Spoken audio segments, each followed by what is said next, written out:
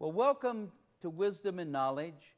I'm your host today, Dr. Terry Warren, and today I am very excited. I have a very special guest. Her name is Gayle Johnston. Welcome, Gayle. Thank you, Dr. Warren. It's an honor to be here. You know, Gayle is not only a mighty woman of God, but she's an author, she's a mom, she's a grandmother, and Gayle has also been a friend for many years. And this book has been in the works for quite a while. And God told her to write the book. And, you know, there are many of you out there watching today that God has told you to do something and you put it off. But you know what? She was obedient and she finished the book. And the book is called The Adventures of Jazzy G, Search for the Missing Piece. And it's a very exciting book. And it's even endorsed by my friend Kelly Wright from Fox News. So, Gayle, first of all, tell us, who is Gayle Johnston? Well, Gayle Johnston, like you said, Dr. Warren, is a mother first a Christian, then a mother, then a grandmother. And I was a former teacher. I taught art to middle grade and junior high school students. And that's where I really grew to love kids and saw all the challenges that they were facing. God put it in my heart to the message of forgiveness, and that is something I wanted to share. But like you said, it took me 16 years to get there. Yeah. But I never would give up, and that I want to encourage people to never give up on your dream. I believe everybody has a story inside. I really do think God has given us that gift, and we just need to find out what our talent and gift is. And if we try to shelve it like I did, I put it away for years, but God just kept speaking to me. I have to get it out there.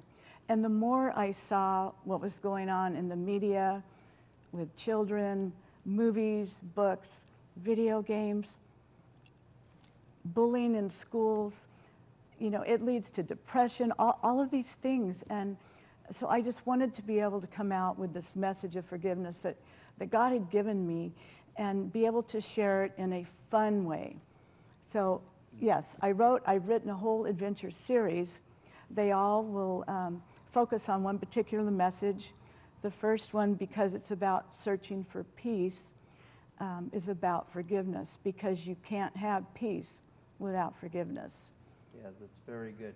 You know, I want to share a truth here, and it's something that a lot of people don't see and don't understand. But, you know, Jesus was very, very instructive and very determined to reach the youth and the children. And when he was at the side of the lake and Peter was in the boat, and then Peter realized it was him, and he came to the shore, and Jesus had the fire, and he said to Peter, "Peter, do you love me?" And Peter said, "Yes, you know I love you." And he said, "Then feed my lambs." Which basically what he was saying were lambs were the children. And he was instructing Peter to teach the children first. And he said, "Suffer the little children to come unto me." Yeah. Then he asked Peter again, "Do you love me?" And he said, "Tend to my lambs," or "Tend to my sheep." And then he said again, the third time, "Do you love me?" And he said, "Feed my sheep." So his instructions were to deal with the children first. So this book is really about dealing with the children. Yes. But I want to ask you, Gayle, first of all, what inspired you to write it? Well, the Lord, first of all. And, you know, it's funny because I never thought I would write a book. It was never my intention. I was an English major, but I've always been an artist. I've been an artist since I was old enough to hold a pen and pencil. And like I said, I did teach art. So in teaching art with middle grade and junior high kids, and then later on adults, I just got to, you know, be close to those kids and bond with them in a way that maybe an English teacher wouldn't. So I saw this side of creativity, but I also saw the challenges, like I said. You know, that's a tough age when you're going from being a child into a young adult. You know, there's just issues that you have to deal with. And with my own life, my own personal life, My parents got divorced. I was an adult, but I saw what it did to me. And I ended up, unfortunately, going through divorce in my own life. So a lot of the character is actually about me. The character Jazzy G is based on my mom. She was such a God-fearing woman who taught me unconditional love. She was an amazing woman, but she got cancer, and in her last days, I spent every minute with her, and I ended up writing her eulogy, not realizing that eulogy was going to turn into a book. And that's where the character came from. Her name was Gina, and her best friend called her Jazzy G because she loved to dance. She was just so vibrant and full of life, and she loved people and loved God and loved the church and was always serving others. So I got that from her. So the main character is your mom. Right. And all this time, I thought the main character was you. Wow. Now, I know there's a whole series of other characters. There's Oxford, and there's other ones. Tell us about, obviously, you came to an understanding of what each character would be and who they would be. But what exactly helped you determine who these characters were? Who is Oxford? Well, that's a funny story, too, because Oxford is actually a friend of mine named Richard, who I went to high school with. And again, I said I didn't know I could write. And I knew he was a writer. So I went to him and asked him if he would write a children's book and I would illustrate it. And he said, sure. Well, he took the eulogy that I wrote and turned it into this, it was a wonderful poem, but it was for younger kids. And I read it and I loved it, but I looked at it and I just went, I feel like God wants me to do something more with it. I want to reach kids all over the world. Now, I have a big imagination. God gave that to me. It's a gift. I believe it's a gift. And so I don't think small. When I was going to write a book, it was going to be a book that I wanted to touch the kids all over the world. So the idea of having a homework assignment based on defining peace, which actually at one time was a real homework assignment, having the kids reach out to kids all over the world and find out what their definition for peace was, that was going to bring the connection and the cultural and the diversity and all that. But Oxford was Richard, to answer your question. Okay, so now kind of give us an idea of how the story goes without giving it away. And then tell us a little bit about who each of the characters are, because what you've really done here is you've incorporated different diversities, you've incorporated different cultures, and you've incorporated different religions. Yes. All for the purpose of them finding peace. But tell us a little bit about the whole, how the story goes and about the different characters of the book. Okay. Well, let me start by saying, because I mentioned that I had been through divorce, I saw what it did to kids, to children. I saw how it broke families apart. I saw how kids had to deal with anger and depression, and I did as well. As an adult, I went through that. And so I saw my own kids go through that. So my main character, Jazzy G, is angry and depressed because her parents are getting divorced, and she feels it's her fault. I know a lot of kids think that. They think it's their fault. And so part of wanting them to learn about forgiveness is so that they can overcome that. But as far as the different characters, Oxford is a little boy who is a computer nerd, and he's a bully. He's being bullied at school all the time. Jazzy leaves school right before spring break because she has to do this homework assignment that's due when she gets back to define peace. Well, she's even angrier because now on top of her parents, Now she has to do this homework assignment. She has no idea what peace is because her dad left home and her parents are always arguing. So she's just plain angry. She leaves the schoolroom, walks out onto the playground, and sees these kids bullying this new kid at school, Oxford. She nicknames him, Oxy, but his real name is Oxford, like the dictionary. So anyway, she saves him and goes on her way. He comes running after her because he's like, wait, you can't just leave. You know, I owe you big time. And she doesn't want to have anything to do with him, but then she realizes, well, he does sound sort of smart. Maybe he can do my homework assignment. So together, they go on this adventure, and it's really quite a fantasy adventure. They go to the beach with a laptop, and he creates this Kids Worldwide Peace Club, which I am in the process of creating myself. I'm trying to figure out how to connect with kids around the world because I want this to be an interactive project.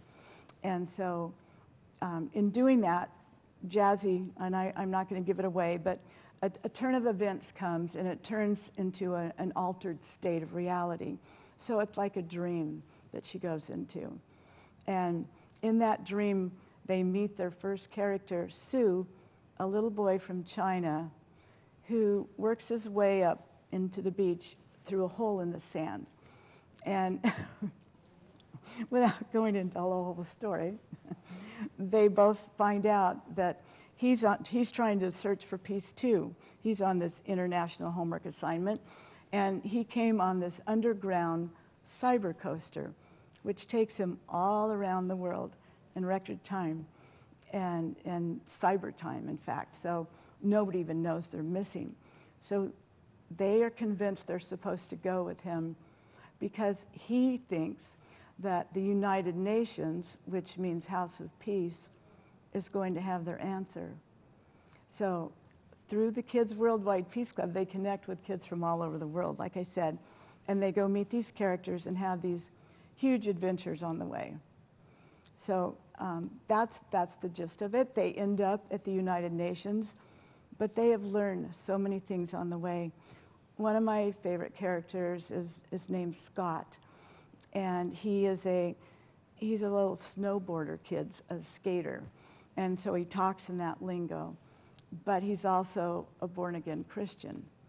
Now you have to know, God put it on my heart to reach out to non-believing kids.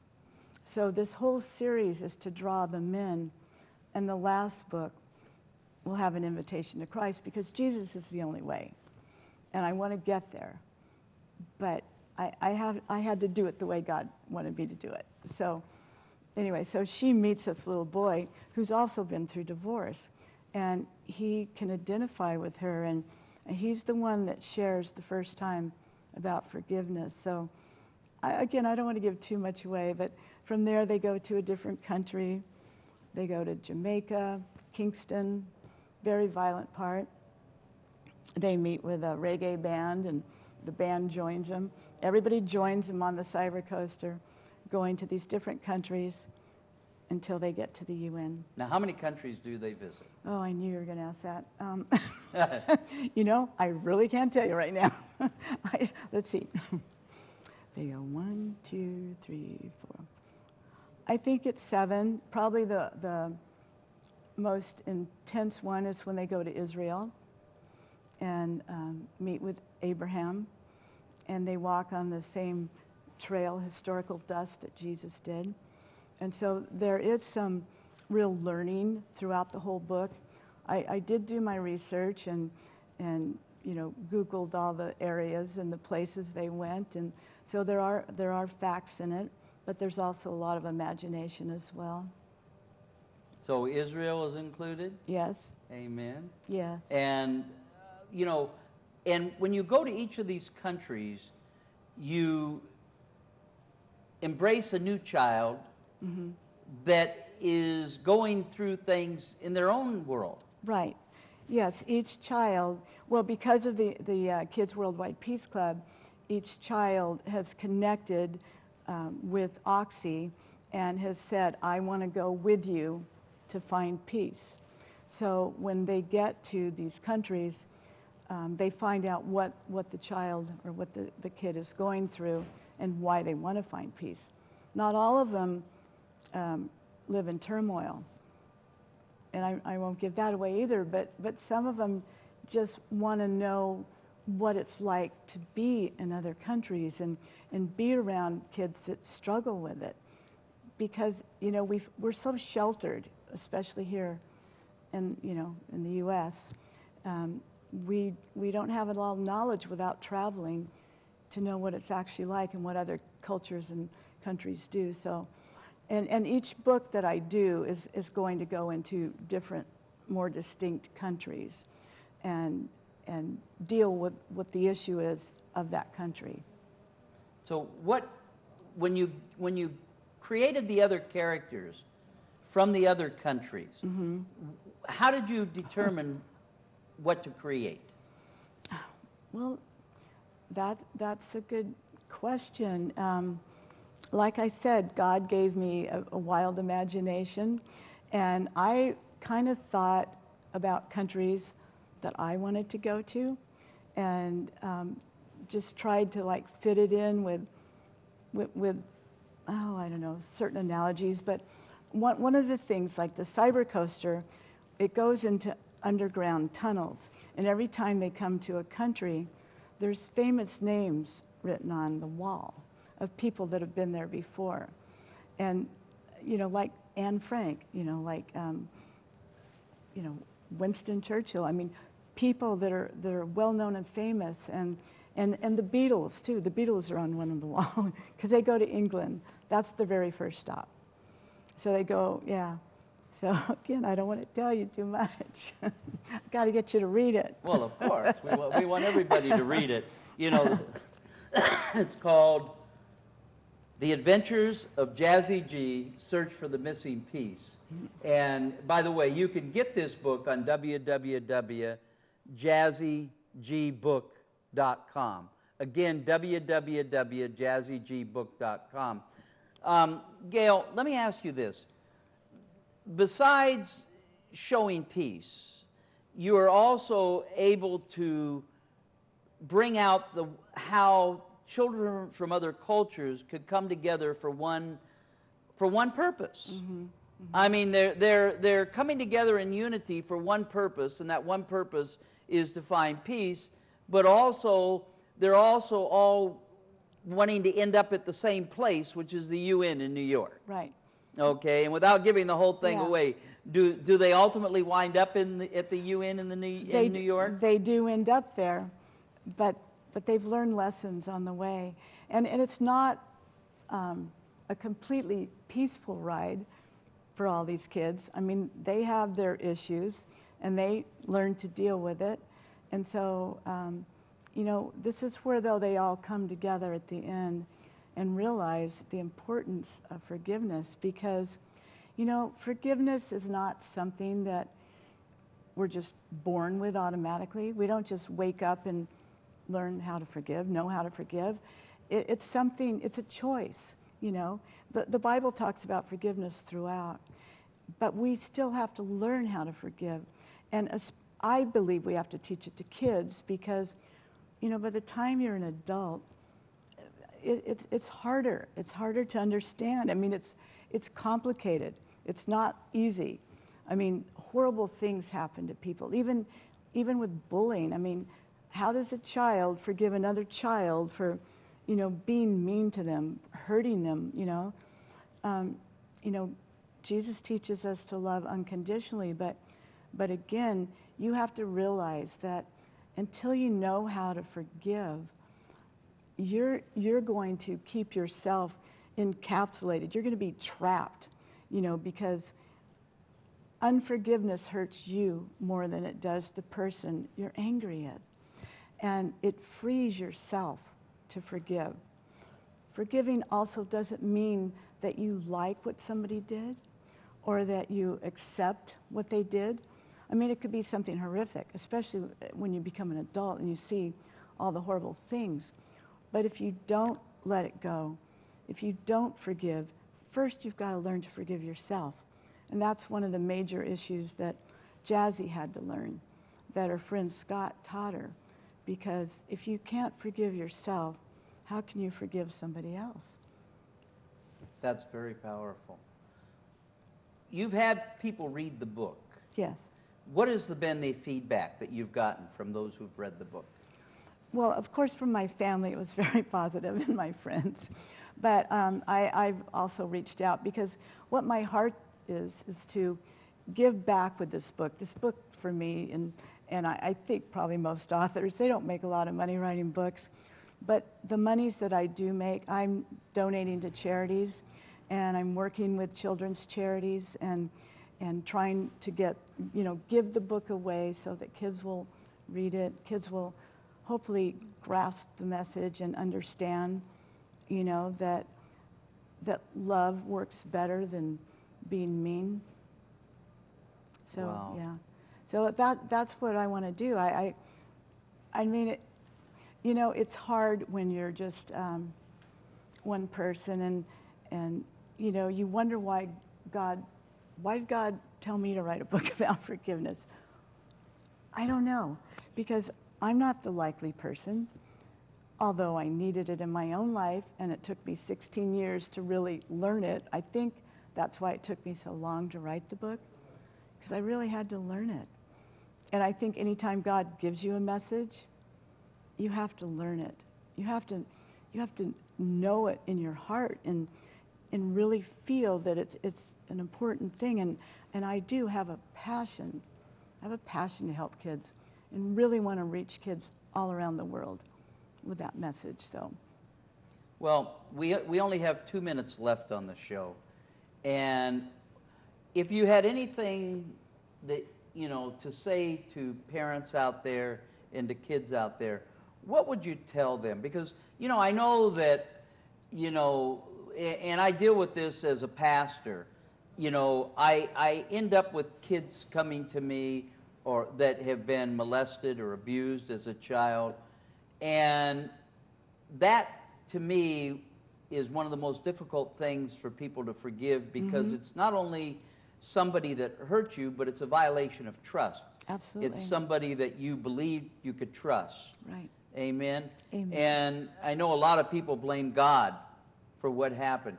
What do you say to children to help them to forgive for that kind of a violation? Well, first of all, I believe that forgiveness heals the forgiver. I mean, you can't have peace, internal, external. You can't have peace without forgiveness. So somebody that has violated you or murdered somebody that you love or whatever, you don't like that. You don't embrace that. But again, it's for your own self. It's you release yourself. You give it to God. You forgive them. They may not accept your forgiveness, but that sets you free. That sets you free so that you can move on with what God intends for you to do. Because if you're trapped in unforgiveness, you'll never be able to move. You'll just be stagnant. And that was, again, something I had to learn. But I feel so free now. And, it's funny. I joke with my husband. I wake up in the morning and I almost pre-forgive. It's like, oh, there's going to be something that bothers me. There's going to be someone that cuts me off on the freeway. So I'm just going to forgive now. Wow. But forgiveness heals the forgiver. Wow. You've been listening to Gayle Johnston, the author of The Adventures of Jazzy G. And this book is very powerful. God has inspired her to write it. It'll help you understand what peace is about. It'll help you understand what forgiveness is about. And it's actually written from a point of view of childlike faith. And childlike to the eyes of a child, even though you're not a child. Right. The book is actually written as though you were a child. And once you start to read it, you sometimes will take the identity of one of those characters and you'll get caught up in being one of the characters in your book. I would say this, for every teacher that's out there, every Sunday school teacher, I believe that this is a book that you absolutely should have. And I would highly recommend it. Search for The Missing Piece. Can you find where you can go to her website, jazzygbook.com. You can, contact us here at the station and we can get the book to you. What is the price of the book, Gayle? Well, it depends on where you get it. It's roughly $10. It's on Amazon. It's on Barnes & Noble. It's on Amazon and Barnes yes, & Noble? Yes. So you can go to Amazon or Barnes & Noble, $10. That's amazing because it's an incredible book. It's wonderfully illustrated with incredible art. It was actually done by the author. And, this is, by the way, this is the first of a series. I say that, what I've said to her is I believe this is to the church and to the Christian community what Harry Potter is to the secular world. And this will be a series, this will be a movie, and this will be something that I believe people around the world will know about. And Gayle, I want to thank you for coming today. Thank you for inviting me, Dr. Warren. It's a privilege. And I want to encourage you out there to go to Amazon or Barnes & Noble or her website. Again, it's www.jazzygbook.com. Thank you for joining us today. We'll see you again on another show of Wisdom and Knowledge. I'm your host, Dr. Terry Warren, and I was here with this incredible author and artist, Gayle Johnston. Thank you for joining us today. We'll see you again soon.